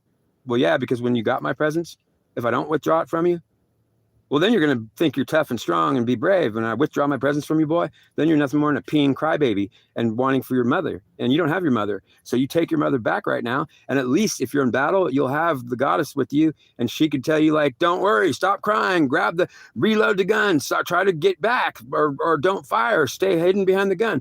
Oh, she'd tell me to hide behind the gun. Yeah, she might. But she'd be there to help you.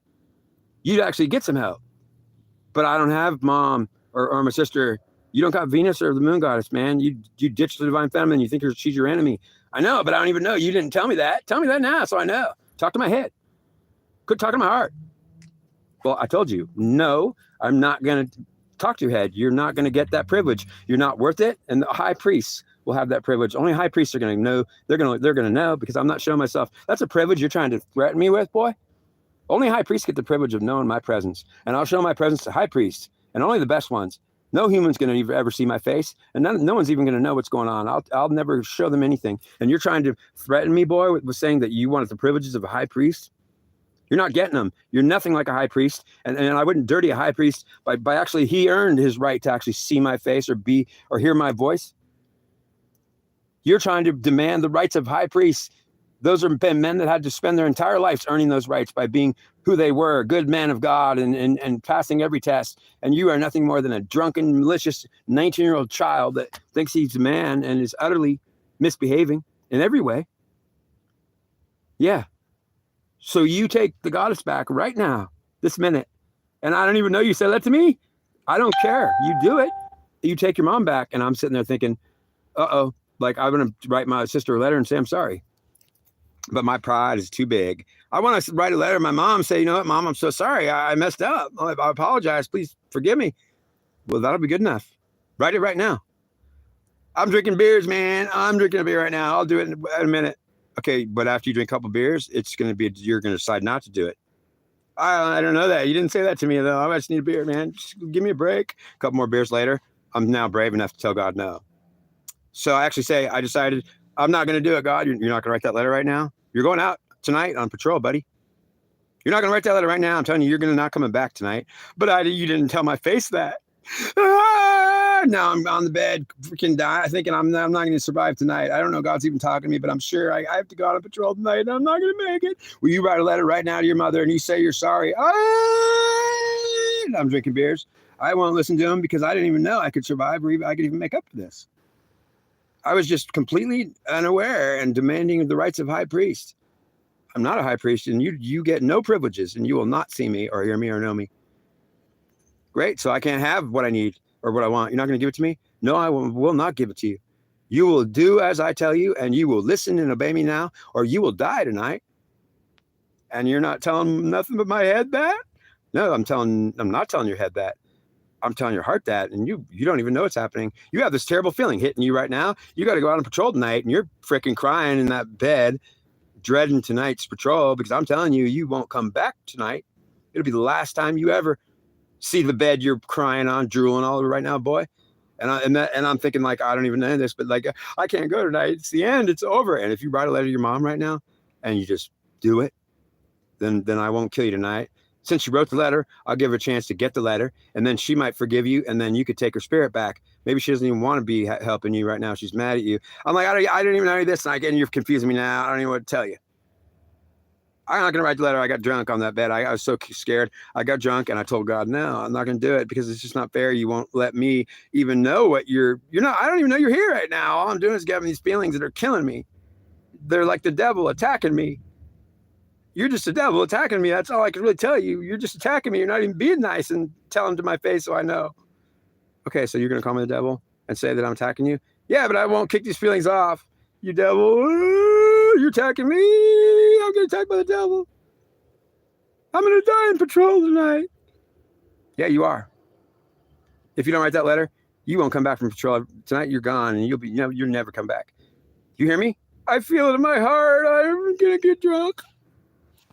No, because I didn't know. And ultimately, so that's what you want? Yeah. So I didn't listen to him. I had enough alcohol in me to say no. I didn't even know. I'm mad at him. He freaking didn't even share. He won't give me the rights of high priest. He won't even let me know he's here. He says, too bad. You're never going to know I'm here.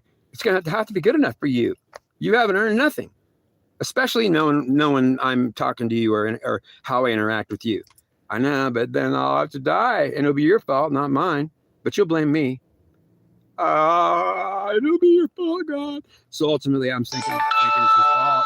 And I go on patrol that night, 6,000 feet in the air, and I guess God said the 41st. I don't know who the 41st is, or if there was even such thing as 41st. But it might not have been a helicopter unit, but there was a 41st. Somebody's that were either flying the helicopters that were getting a ride somewhere, or there could have been some unit attached to the helicopters, or there is a 41st out there somewhere. But that's what he said, and he said it might be they were getting a ride with the helicopter. So if you actually check the helicopters, it might not have been the 41st, but ultimately there was people getting rides with those helicopters. So they transported troops everywhere from every direct, from every. So that the 41st would have been who did it to me, and I was shot down by people that said that boy's going to get us all killed. And in fact, we're going to get shot down because he's a door gunner And he's ultimately, and I guess they even rationalized the pilot and the co-pilot were also bad because they're not insisting on getting me kicked out or put in jail. So ultimately they said, you can't, they told the helicopter pilot and the pilot, like, that kid is going to get us killed and we're not going to let him be a door gunner, especially in a lead helicopter. If you don't find a way to get him dead by shooting him in the air and throwing his body out, that's fine. But you get rid of that boy or we'll get rid of him. And ultimately, they wouldn't do it. They refused to do it. So they didn't say how they were going to get rid of him. They literally told the pilots, and they said, you get rid of that boy or we'll get rid of him. We will get rid of him ourselves. And they told him, you shoot him in the sky and get rid of him. We don't care. He's going to get us killed. He's a lead helicopter. He's a door gunner. He's a pussy. And he can't even protect us. Well, they said, like, well, we're not going to kill the kid. He's 19. Okay, fine. Well, we were up at 6,000 feet now in the night. It was nighttime. And I guess they knew that kid is the lead helicopter, one of the lead helicopters, and he is a pussy who shoots at civilians. Well, he doesn't. Well, he fires that gun towards a lot of Vietnamese. We know this. We've heard the stories. He's no hero. You know, he's an idiot. And ultimately, he can't. He's lead helicopter. He has to go. He has to die. Well, what are you going to do? Well, what they did was fire an RPG from one of the helicopters in the rear, and it was fired directly at the helicopter I was in on purpose. To kill us all, including everybody on the helicopter that wasn't me. And that was decided because they decided to kill us all because, otherwise they were going to get killed because they didn't trust that I would protect us when we were landing in LZs, that they thought I would be getting all the helicopters shot down. Which I don't know. I was actually a fighter. So understand that the truth of the matter is when I was in LZs, I fought like a hero. But truly, I was only a hero because I thought I was going to die. So I would fight. I truly was a hero. I could be a hero, and I did fight all the time. And I never was a pussy in battle. I fought, but I was always scared out of my mind, shooting like a son of a bitch, and also crying. And I was always crying when I was fighting. But I would always fight like a hero. And God told me that too. He said you just wouldn't fight until you were pushed into it. But he said you fought like a hero. But then you cry like a baby while you're fighting like a hero, and you just really were mad at yourself. But he said, I'm proud of you. You fought like a hero, even though you couldn't be proud of yourself because you were crying and scared out of your mind. But yeah, you did fight. Okay, fine, Mom. I'd like to hear that. So at least I did fight when I was pressed into it and I had no choice. Right. But he said, if you had a choice, you didn't want to fight. So you'd run away or whatever until you're cornered and you had no choice. And then he'd say, don't think you're a coward. You're certainly not a coward. You're somebody who's in a Vietnam War, put into a war, and now you got to die.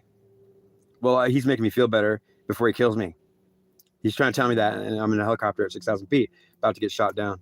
He's making me feel better, and he says, if you take the goddess right now, you take the spirit of the divine feminine right now, your mother, I want you to feel really guilty about how bad you've been, and I want you to cry and look at what an idiot you are, and I want you to take your mother's spirit right now, and I'll give it to you. I'll provide it for you right now, and if you reject it, and you won't have me because I'll withdraw my presence from you, you will not have me, and so you will not get me. And now you're nothing more than a little child who can't even be brave. And I want you to take at least your mother. And if you've got goddess with you, you can still be semi-brave because she'll make you brave too. So you can still fight with her. You need to take her because she'll tell you what you better do. So I don't have to kill you. And I said, like, I don't know, you can tell me you're talking to me right now. And then I'd go, it was always the same thing. That I'm going to blame God, that he won't share this with me and tell me what's going on. So I'd cry and say, you didn't tell me. Well, he'd say, look, if you're not going to take her, then you're going to die right now and here. And I was in the helicopter drunk. And he was telling me this, but he was trying to make me feel better and say, like, do you know that, like, maybe we could fix this some other time, but it won't be in this lifetime, and you can't stay. You can't stay without your mother or your sister. If I withdraw my presence from you and you are without her to help you, then I will kill you. I will remove you from the place of this planet, son, now. And I was just too out of my mind, drunk off my ass, in regret, hating myself, and still not even knowing God's talking to me, that I just couldn't freaking deal with it. And I would just turn into, I don't even have mom. She can't even be here to help me. If you take her, you're not going to be a dribbling baby. Oh, so you're saying that if I took my mother's spirit or the goddess, she could be in my head helping me if God left me? Yeah, God would withdraw his presence out of me. He would say, I'm leaving you, man. You're on your own, buddy. You have your mother. She'll be there to help you. If you don't, you are in such big trouble.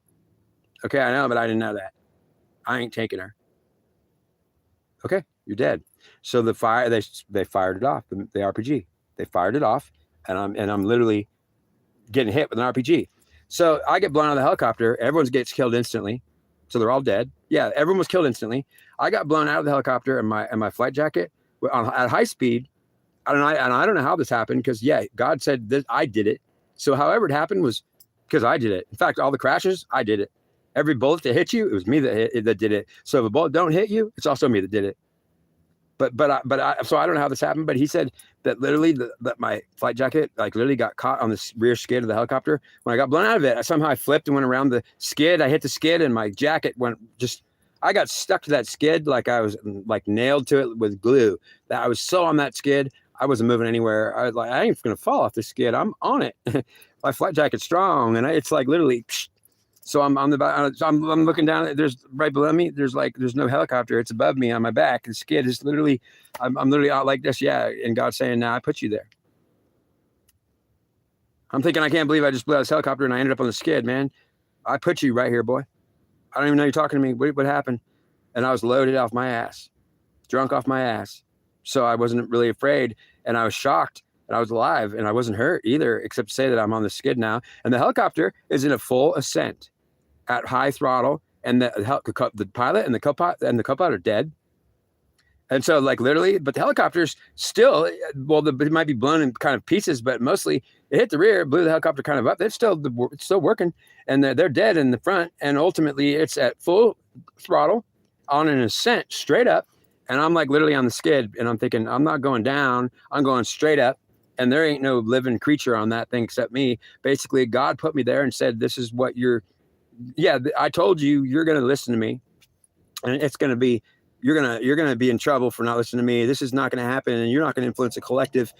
You're not going to influence the area collective to think that I'm going to be a bad guy, because you are such an idiot and a fool that you can't even get anything right. He was mad at me. And he said, I love you and I didn't want to have to kill you. But the reality is, you're going to have to die. And I'm going to make this a glorious situation. I didn't even know this, but he told me the story. He said that it was on a full ascent. At the throttle was full. This helicopter was going straight up, like up fast. And nobody's alive on it except me. He says about 14,000 feet. You're at your ceiling of the helicopter. It can't go. The air gets thin. They can't go up any higher. So it literally loses its ability to keep having lift. So I literally was like on the skid, and he said that I was screaming, hallelujah, Jesus Christ, praise the Lord. And I was drunk because I was loaded. I was on drugs and drunk off my ass. So I was like literally like, no, I don't know. I don't even think I could really fathom at the moment I was on the back of that skid. He said, you don't even know what was happening. You were so loaded and drunk off your ass, and you were screaming, hallelujah, praise the Lord. Praise the Lord, hallelujah, Jesus Christ, and all stuff, like of some like mighty soldier going out. But you were waiting to hit the ground, he said. And you're waiting to hit the ground, trying to be like, hallelujah, wait till I hit the ground, man, I'm going to die. Yeah, woo. Like, I don't care. I'm drunk off my ass, and I'm feeling like I'm so loaded. This is it. I'm out of here. And the helicopter's going straight up for 5 minutes, straight up. And I spent most of that 5 minutes burning all my energy out, screaming like, yeah, we're going down, and we were going up. And when I hit the ceiling, then it went sideways like this. It turned sideways because it couldn't go any higher. And it started going sideways like this. And now we're going across the sky sideways at full throttle. And we're going down now. But now it's starting to get into a dive like this. And it's literally going sideways in the sky at full throttle. And so we picked up speed, and we're going down at an angle fast. And I'm on the back of that skid. And it's been 5 minutes that I've been screaming, hallelujah, Jesus Christ. Yeah, hallelujah. And now we'll spend another 15 to 20 minutes doing the sideways thing. First, for a few minutes, it'll be sideways and up. Helicopter's just going like sideways. It hit ceiling, and now it's going down sideways. But for 15 minutes, I rode that thing out.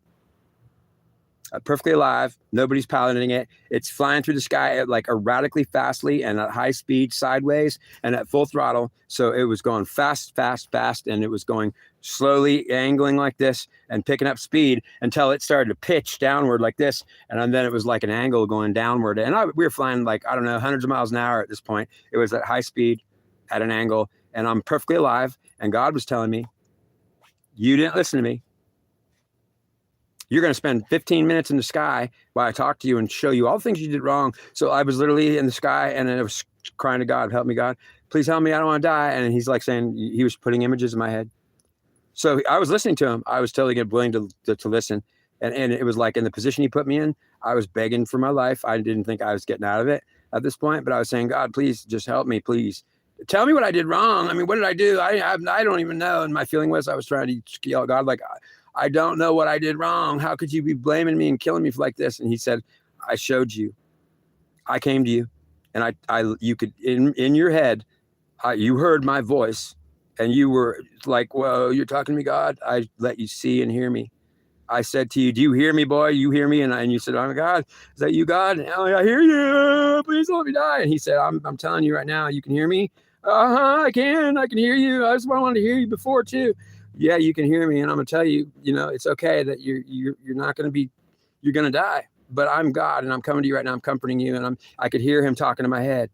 He was definitely, a voice in my head was definitely, it was no mistake. It was talking to me. It was saying, I want you to just relax and listen to what I got to tell you. And I'm listening to God now. When I'm going through the sky in this completely periled situation, I'm suddenly willing to listen to God 100%. I calmed down 100% because I was literally I was literally aware that God is talking to me for the first time. And in this position is when it happened. And there was no doubt he was talking to me. I heard his voice. I felt his presence. It calmed me down. I said, my God, you're with me. I am. You can hear me. I can feel you and hear you. Yes. You're not my high priest. You are not a high priest. If you were a high priest of Apollo, once you were a high priest of Apollo. So you got to actually see me talking to you and hear my voice. And even see me sometimes. If I showed myself to you, it was in the form of some humanoid that you actually saw me. Only high priests have the privilege. And he said, you were once a high priest of Apollo back in Troy in the Trojan times. Your grandfather was. It was your spirit.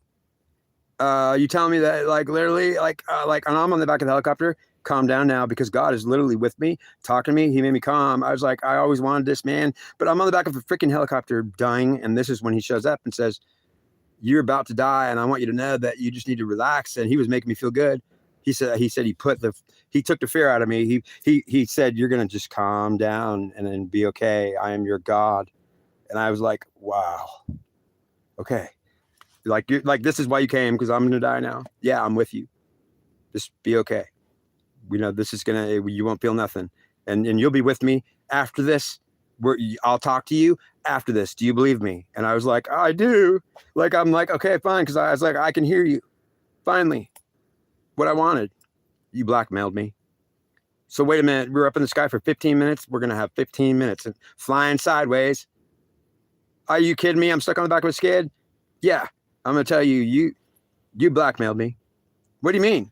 You said when I was talking to your feelings and your heart, you said that if I don't let you witness this interaction, that you have to call me. You have to assume that whatever I am is an attack or the devil, or because I won't give you the high priest privilege that you once had because you earned it one time, but you didn't earn it anymore and you didn't earn it now. So you're trying to say I was once a high priest, so I deserve to be given the rights. And I said, no, you don't, because if you were a high priest once long ago, then you were actually being right. And you're not being right now. And you said to me, I don't know that you're telling me any of this. And it's not fair that you're talking to my heart. And it's just not right. And I said, if you're going to threaten me and blackmail me and say that your God has to talk to your face so you can see and hear his voice, I'm going to say you're blackmailing me. And you're actually trying to tell your God what to do. Like as if you're God. You're going to tell me what to do. You are not my God. I am your God. And if you call me the devil as a result of since you're going to have to tell me to get lost, I don't have to get lost, and I could kill you in a second. But understand, if you're going to literally freak out and say, get out of my head because you're the devil, I'm going to get out of your head. I'm going to withdraw my presence from you, and you don't have your mother. Are you aware that you don't have the goddess in you? I didn't even know there was a goddess. But I'm calm on the skid. Helicopter's going like this. It's going through the sky at wild speeds. And I'm here. I'm having some illusion. Yeah, it's a man about to die, having some kind of very clear, vivid interaction with what he thinks is God. And you could say that he was literally going crazy or lost his mind.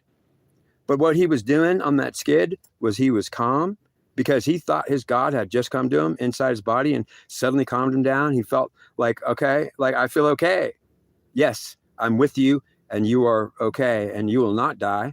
Do you believe me? I do believe you. You will be alive when you're dead. Your body will be dead, but your spirit will be alive. And then we can talk after that, but you won't have a body, and I'll still be talking to you. Don't fear death, okay? I'm with you. And because because he was with me, I was okay. I believe like I was literally okay. You finally came to me, God, right now, though. Yeah, I want to tell you about what you did, and I want to tell you why you have to die. And I'm also going to say I feel really bad that you have to die, but you're gonna have to know what you did before you die, so that in your next life, I had told you to your face. So I'm coming right to your face here, son, and I'm telling you, I'm like, okay, fine, at least you're here. And he says, you didn't take your mother, and you got rid of your sister. You didn't take you got rid of the spirit of goddess. You don't take her. You don't have her. If I withdraw my presence from you, son, because you're being wrong and misbehaving, I will withdraw my presence from you when you are wrong and you're misbehaving. I will vacate from you. I will leave you in a second. Do you understand me? I do understand you. And you do not have your mother or your sister because of your fighting with your sister and your mother. You have gotten rid of the spirit of goddess, which means that if I withdraw my presence from you, you have nothing to help save you, except your slivering self, which is dispossessed without any help. And when you beg to God, and I've already withdrawn my presence from you, I won't come back. But I came back for you many times after I left and withdrawn my presence from you, and you would not. And then you cried, and I felt bad for you. I came back and said, if you don't learn your lesson, this is not going to be good for you. And you did this over and over and over again, and utterly refused to accept that one time you were high priest of Apollo in the Trojan War, so you deserve to have the rights of high priest. And you said, I need to talk to you. Actually, if I can't see and hear you, then you're just wrong, God. And you tried to tell me, your God, that I was wrong, and that if you died, it was my fault. You went in church and you called me the devil, and then you went in church and you had big sermons for an hour while you were influencing the entire collective to believe that I'm the devil, while you were yelling chants and that, get out of here, Satan, I'll tramp you underfoot. You were doing that to me. Do you know that? I didn't know that. I put you in that. I gave you that privilege to have that sermon because I loved you, because you were blessed and I blessed you. And you turned it into your curse when you got rid of your mother and you didn't have her. There was no hope for you. And if I withdraw my presence from you and you don't have your mother, you are hopeless. You are without counsel. So you need to have your mother. Okay, but I never got her. Yeah, and tonight, before this patrol ended, I was about to save your life again tonight if you only took her spirit, and you wouldn't do it. And then you blame me again, saying, and then you cried out of your mind and said, now you're going to die. It's my fault because I won't come to you and tell you any of this. And I said, I'll tell you what.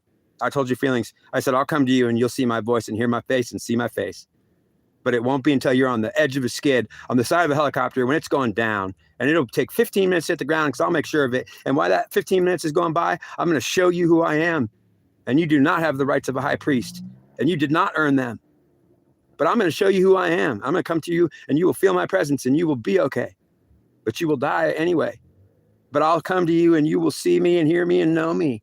And then that was when I said, okay, I can't wait till tonight, and got drunk off my ass. So that helicopter, I was okay. Like kind of like the last seconds, I was feeling pretty good because it was like he was telling me, you're about to hear and see me and know me.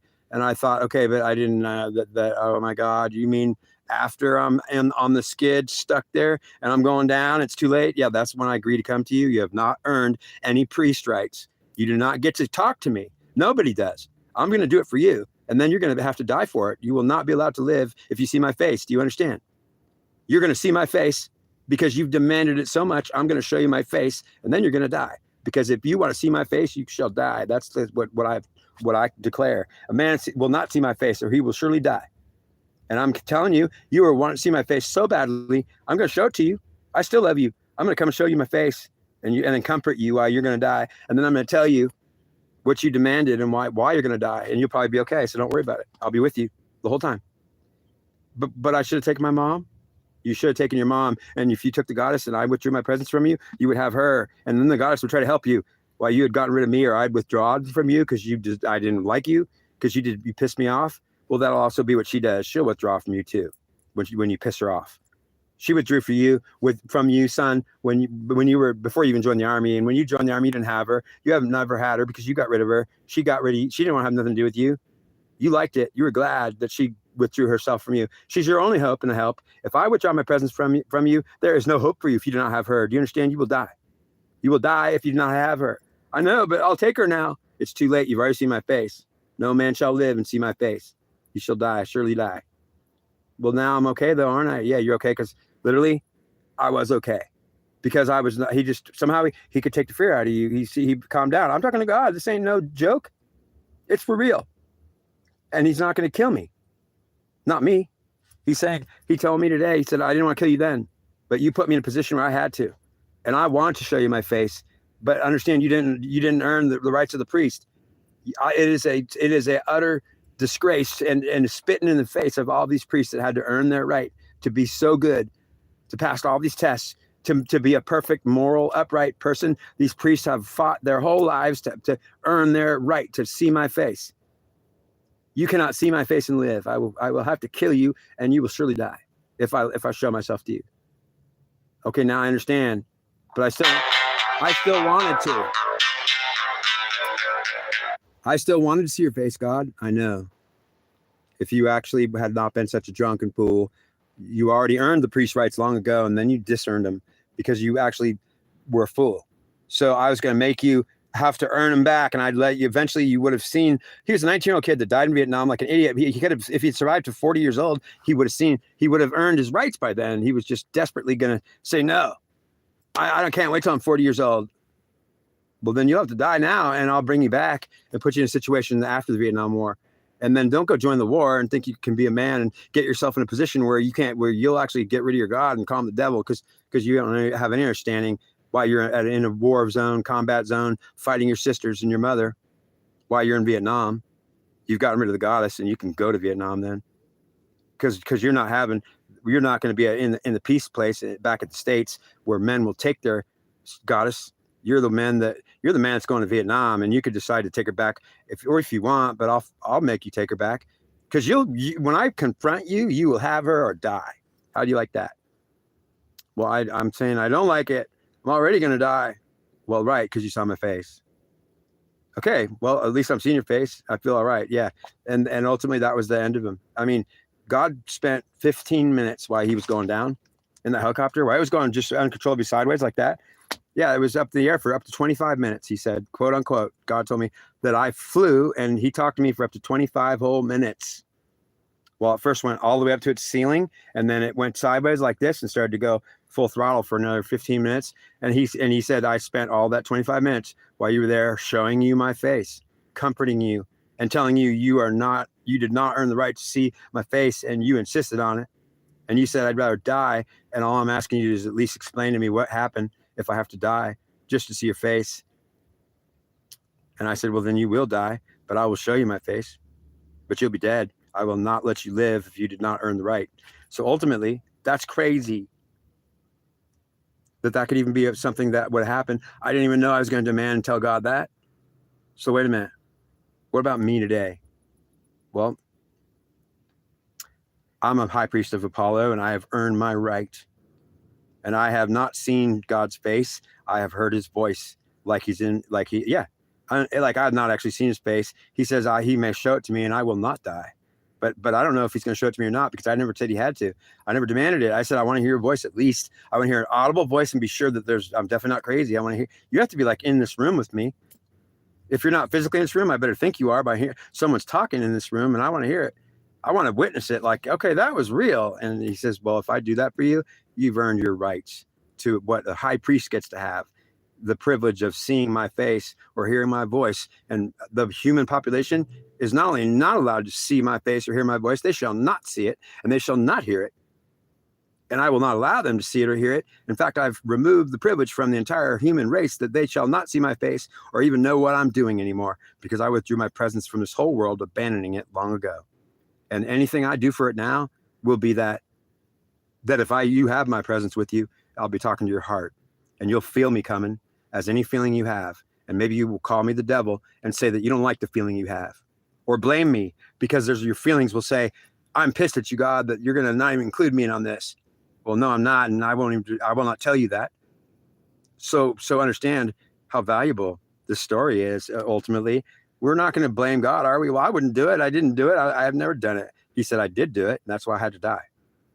In this lifetime, God said, I'm 54 years old. He said to me, and he's only talked to me recently.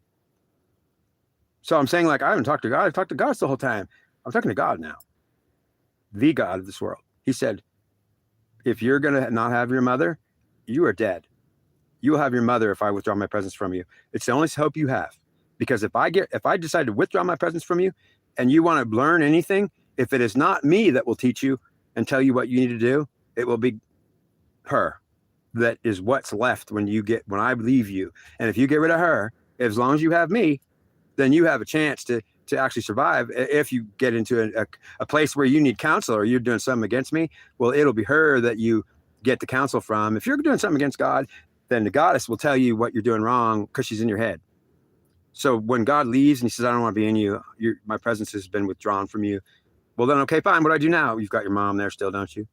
No, I don't. Your sister, right? No, I don't. Who you got there, boy? Just I had you. Well, I just withdrew my presence from you. What are you going to do now? I'm gone. I'm outside. I left. How are you going to learn now? There's no one to teach you in your head. There's nothing you could do. You are without counsel. You are utterly hopeless, boy. There's no hope for you. I didn't know. Well, you take your sister and your mother back right now. But I can't do it. Yeah, you can. You have to admit you're a dumbass and you've been a fool. And then you have to feel real stupid. And then what? And then take that spirit back and she'll say, you are been so stupid. What did you do? And you'll say, I'm sorry, I didn't know. And then she'll say, it's okay. When she gets back in, she'll forgive you. But she's not in. She can't forgive you until she gets back in. You got to let her in. Your only hope is that you got her. If you're going to have to deal with me, you better have her or you're dead. I will have to hurt you or kill you permanently. Because if you're not going to learn from me or call me the devil, well, who's going to be your counselor and tell you what you've done wrong? If I am not there, and who is left but you? And you will not be able to give yourself counsel. You won't even know what you've done. Well, then I have to have goddess with me. You'll have to have goddess, and there's more than one. There's a Venus goddess, which is a sister, or there's a mother goddess, which is the moon. You'll have to have one of them spirits in your head. And then what they'll do is say, it's okay. You just got rid of God, or he don't want to be in you anymore because he's pissed. Well, right. Oh, I got you, Mom. Well, you might have us. Yeah. Am I okay? Yeah, you're still okay. What did I do wrong, Mom? You've been a dumbass and God's pissed at you. You still got me and I'm in your head counseling you now. Okay, but then I got a chance. Yeah, you got a chance because I'm here. I'm your divine feminine mother spirit, and you just dead. God just left you. You have to know. Sorry. That's about it. It was. I apologize if I got into it, but it's an emotional story. It's a highly emotional story that I've been feeling, and I'm very emotional about it. Ultimately, it's like, yeah. I had to die in a bad way. I also got to see God's face. He also told me he's going to come tell me this in the next lifetime when I earn my right. And he said it might be 54 years before you get to actually hear my voice.